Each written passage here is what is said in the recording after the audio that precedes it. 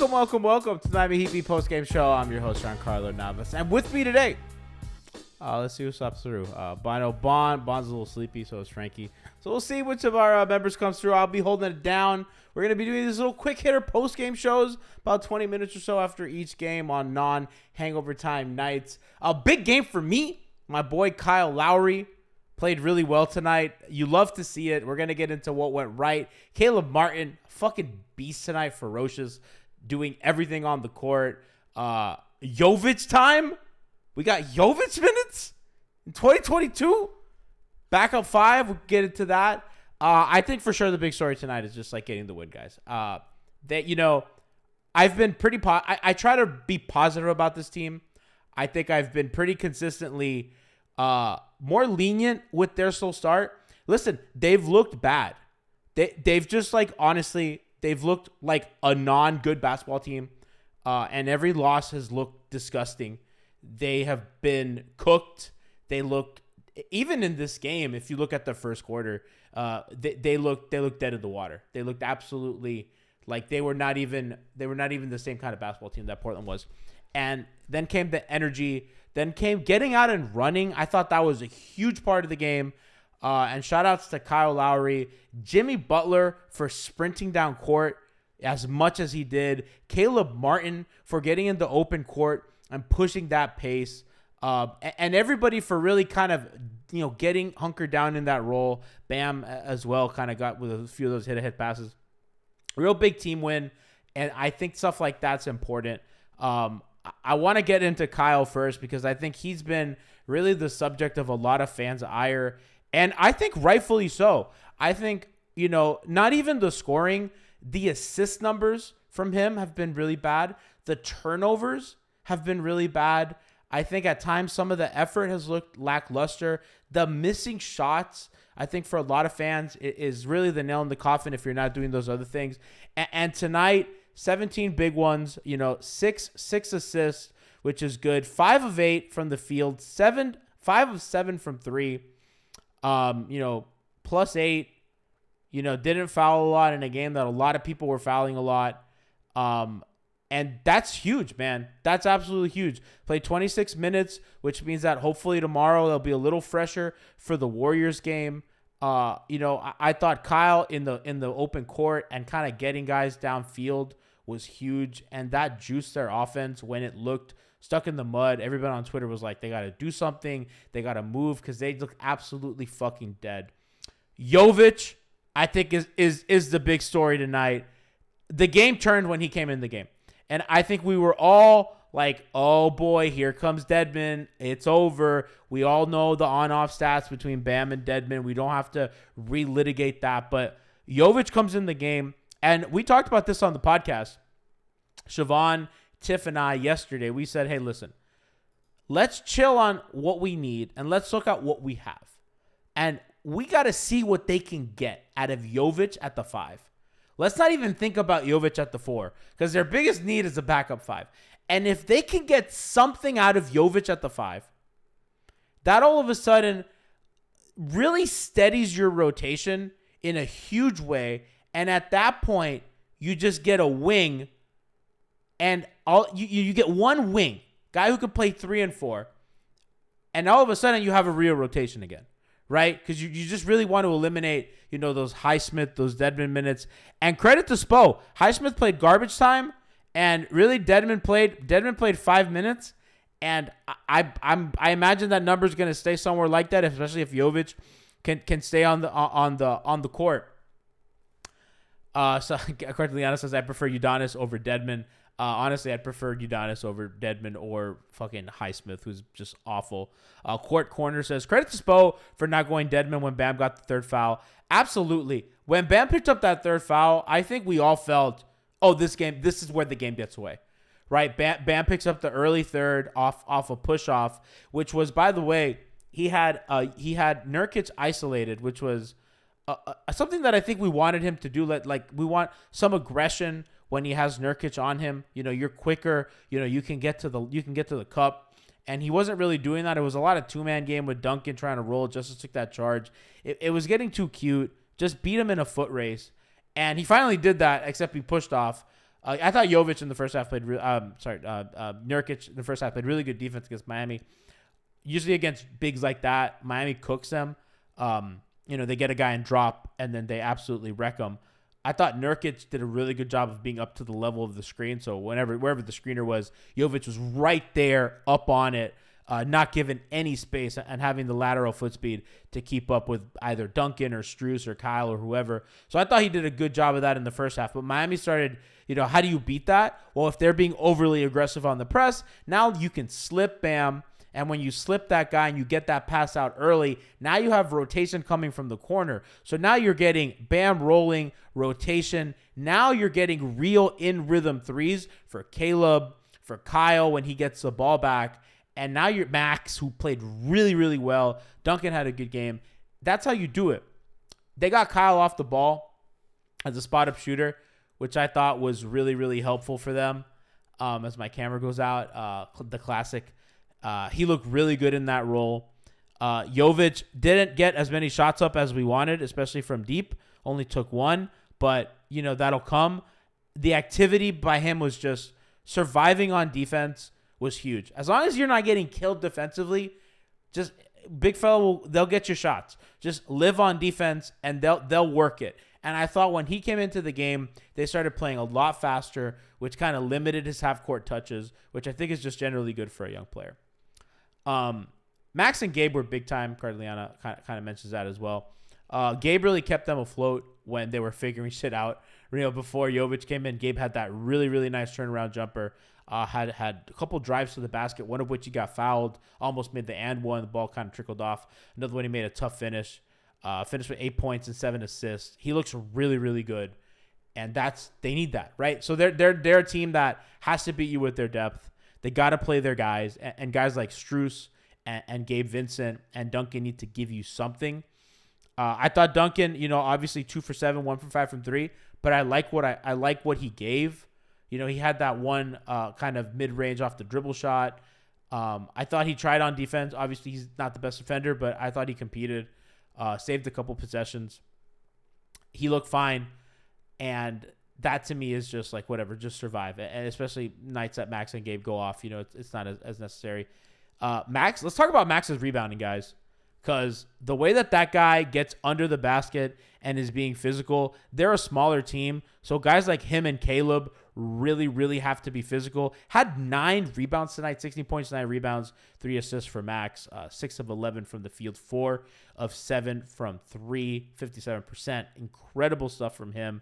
Between he and Caleb 16 points, 8 rebounds.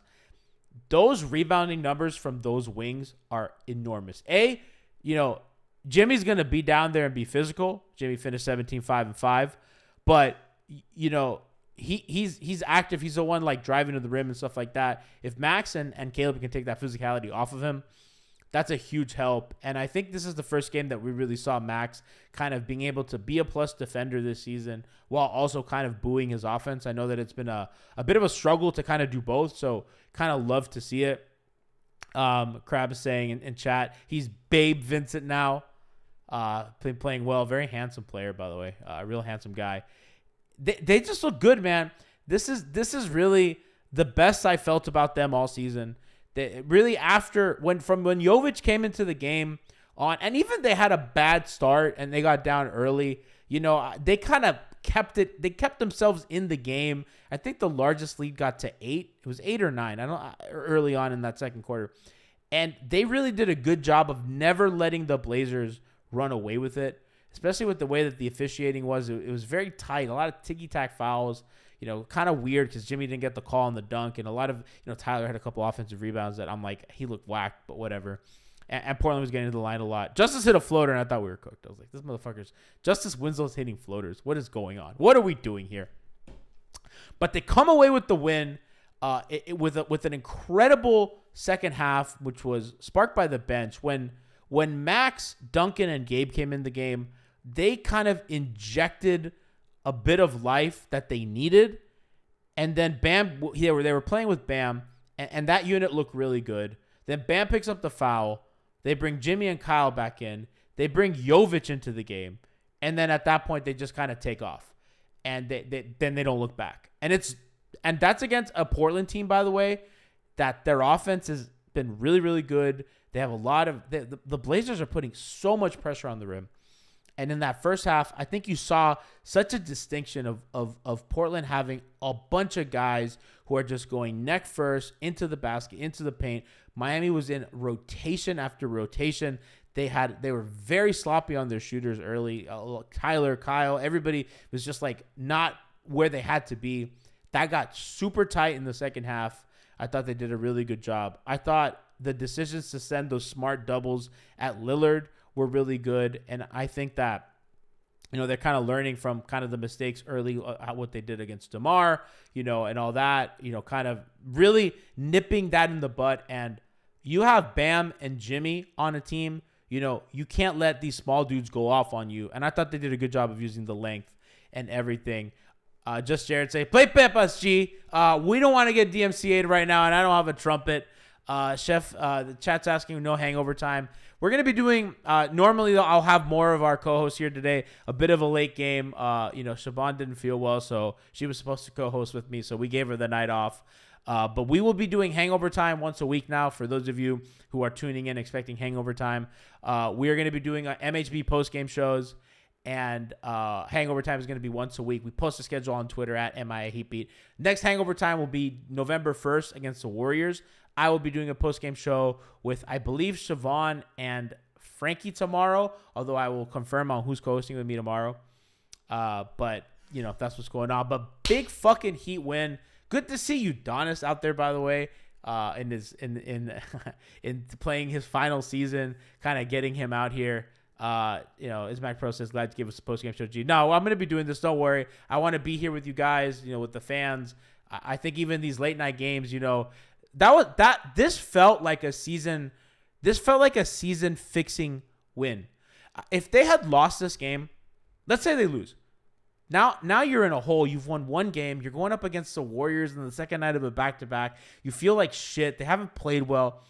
They've put, they played a good game against Toronto. They blew a lead. They played a full, complete game, really from the second quarter on. And now you're going in the Warriors arena. Your guys didn't play big minutes. No one played 30. Caleb played 29, which was the most. But Jimmy at 27, Bam at 28, Tyler at 28, Kyle at 26. So you kept the minutes relatively down, which I think is really important going into tomorrow. The Warriors look beatable, right? They just got, absolutely decimated by Phoenix. And they beat a 4-0 team. They beat an undefeated team. They revived their season. They brought life back into it. The way that people were acting on Twitter midway into that first quarter, I was like, oh, bro, if they lose tonight, the fan base is gone, dude. They're fucking gone.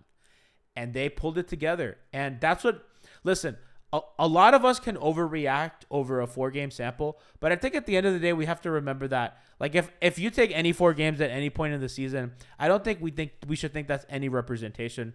I do understand that when this team started, the way that they did, I think it was a lot of their worst nightmares come true, right? Like the fan base's worst nightmares of, wow, we look so small out there. Kyle looks so old. Jimmy and Bam are getting no help. Their backup center is a disaster.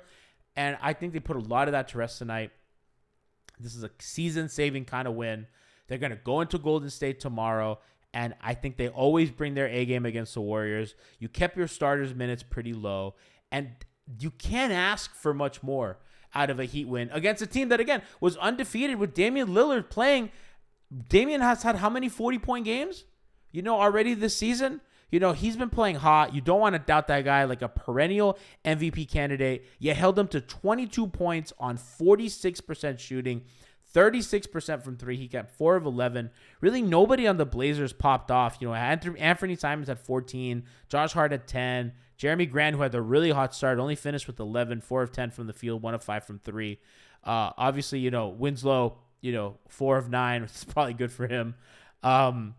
And they just kept it together, man. They kept it together. They played a good team really, really hard. They used their depth. And I love how, the starters, kind of didn't have the best start. They kind of kept it close, but not good enough. Bench came in, gave them some life. And then Jovic comes in with the starters, and they absolutely take that shit away. Let's talk about some of the things they did tactically before we get out of here that I thought was pretty important. I thought they had an emphasis later on with exploiting mismatches. I think in the Toronto game, they did a poor job of kind of getting Gary Trent Jr. in actions, and they really let OG Anunoby and Pascal Siakam defend most of their plays, which I just think is a not winning recipe. So, Jimmy posted up Damian Lillard quite a few times, kind of drawing help, kicking it out, getting open shots for Max. And that's how you win ball games. The other thing I liked was their dedication to pushing the pace. They're not a good half-court offensive team, and even worse this season than last. So the way you mitigate that is by playing faster. And I thought their good rebounding today was a part of that, because if you can't rebound, you can't run. So and they're playing defense, so they're getting stops and they're pushing off of rebounds. They weren't getting stops the last couple games, so it's kind of hard to run if it off makes and stuff. That pushing of the pace I thought was huge for them. Got Jimmy, I don't know how many dunks. Got Max. I mean, Max is really athletic. He was in the open court a couple times. Bam as well, as I mentioned before. Caleb Martin with 2 fucking ferocious dunks, man. What is up with Caleb? Man, that's the Caleb. When Caleb got hurt last season, we stopped seeing those plays above the rim. And after an offseason of help and recovery, he looks like Caleb Martin again. He has a nice inside-out dribble. He's shooting the ball really well. It's just been absolutely incredible to watch. Kind of his improvement, his dedication, all that stuff. Absolutely love it. And man, it's just a great game for them. Good stuff by Spo, as we said earlier, about kind of putting Jovic in when Bam picked up the third foul. I think, these coaches, they know what they're doing, and they know the numbers that we know. If we know that Dedmon's minus $1 million, Spo knows. And I thought it was smart and good that he just was reluctant to just go to that when he saw that it wasn't working. We love to see it. Chef Juan, chat, so thanks for showing up. Tell those bums hangover time is essential. Listen, Alf had a baby, man. Gotta watch for the small one. Gotta be a parent first. But don't worry, they'll be here. We're gonna bring you hangover time. Don't worry, and we're gonna be doing these post game shows to kind of keep you covered. Make sure that we have coverage. As you're used to, right? Like I think this is a good team, and I think the fans want to celebrate wins and stuff like that. So, let's all remember that they're playing for a title and stuff like that. Just Jared says babies are overrated. Brian says J Jock says plug the pod. Yeah, listen to the pod. The pod's good. Also listen to Pre-Gaming with Frankie and Kenny. I don't know if y'all hear the pregame show. We started a new pregame show. Obviously, we had the Weird Alf pregame show. That has changed. Obviously, Jack moved to a different time zone, and it's become difficult for him to do games. So Frankie and Kenny have really taken over, and now they have their own pregame show, Pre-Gaming with Frankie and Kenny. Absolutely incredible pregame show. I love what they do. So make sure to check them out 30 minutes before every game. They'll be here tomorrow, 9:30 through 10, covering Warriors Heat for tomorrow. Looking ahead a little bit, Clay obviously had the ejection. Is Clay suspended? I didn't read any suspension or anything. But, that's something to look out for. Jordan Poole playing really well. Obviously, Steph is Steph. But, hey, they're going to go into the Warriors tomorrow.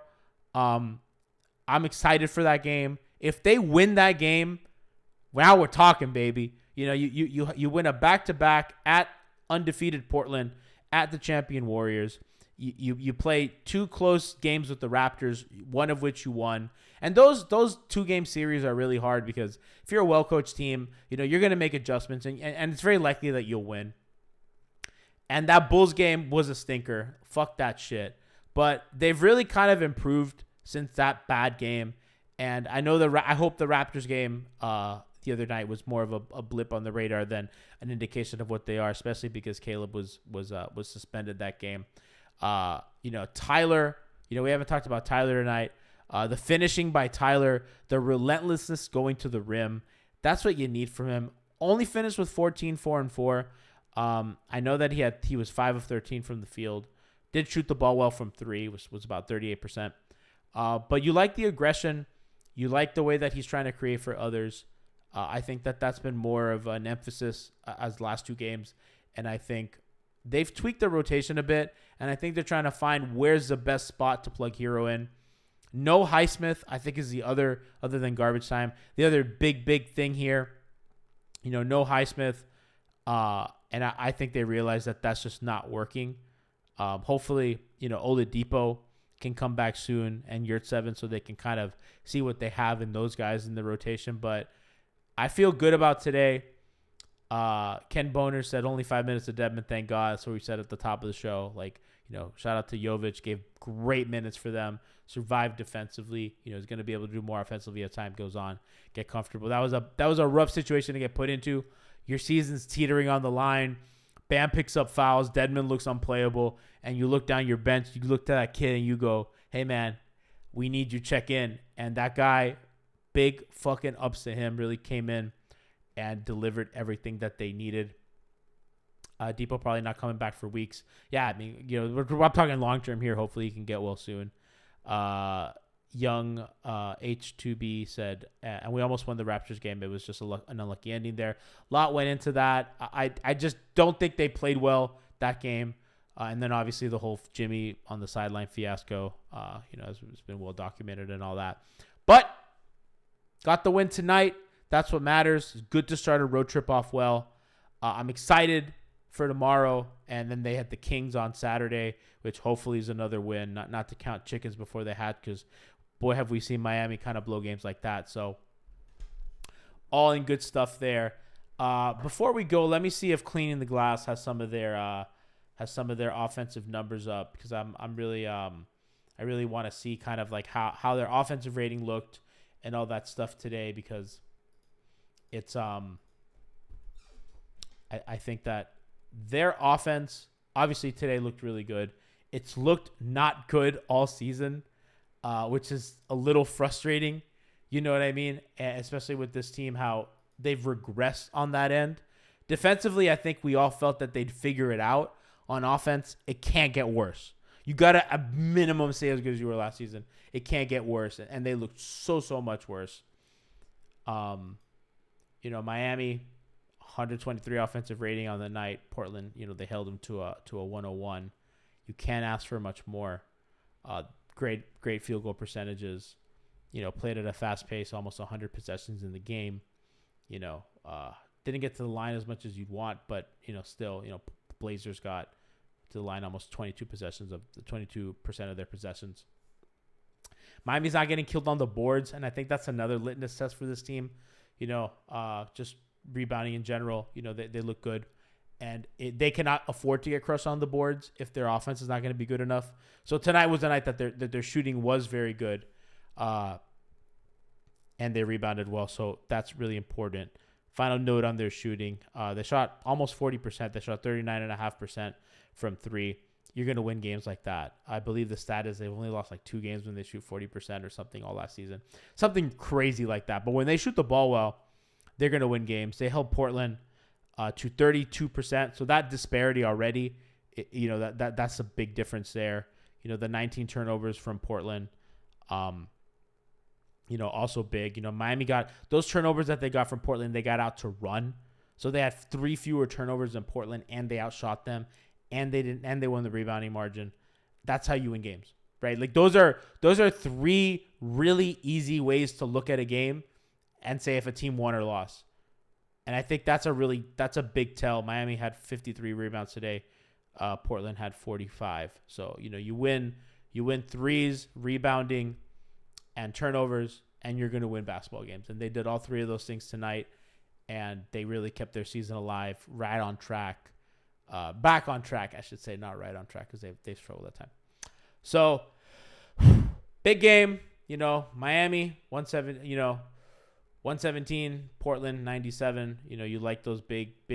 Oh, I'm sorry, 119 to 98. You like those big win margins. That's what you need, and we'll see what they got against the Warriors. So, guys, we'll see you tomorrow for pre-gaming with Frankie and Kenny, starting at 9:30 p.m. Eastern time, and then I will be back here with some co-hosts. I won't be alone, I promise. To cover the Warriors Heat game. Hopefully another win. Hopefully a 2-game win streak, kind of getting Miami back on track for the season. Shout out to Udonis. Shout out to Jovic, to all you. And shout out to chat. You guys came out tonight. I know it was a win. It's good to see people out here. Yeah, I know it's late, especially in Miami. It's about to be 1:00.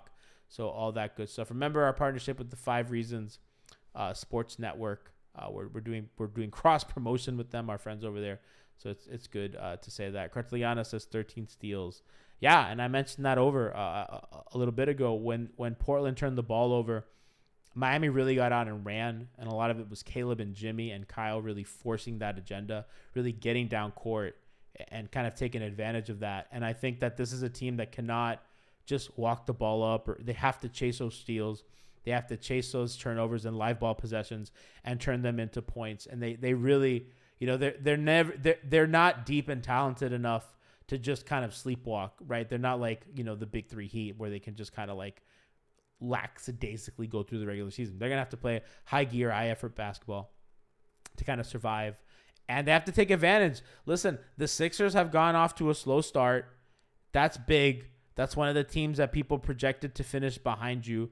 You got to take advantage of that. You get to 2 and 3. You're up on Brooklyn, who's 1 and 3. You're up on Philly, who's 1 and 4. Kind of build on that, and then the teams ahead of you, most of them, I think you think you're better than. Obviously, Milwaukee and Boston off to the really good starts. Toronto at 3 and 2 as well, which you know that you can beat them because you just did. Last couple things before we go. Karmic Beast says I haven't seen them look that consistently competent in transition in years. That's the big thing, man. Just getting out and running, including all those other things I said, rebounding and turnovers, and those are the 2 things that also help you get out and run. And allow you to kind of play that style of basketball. And again, their bench was huge, and their bench has really been not great for them.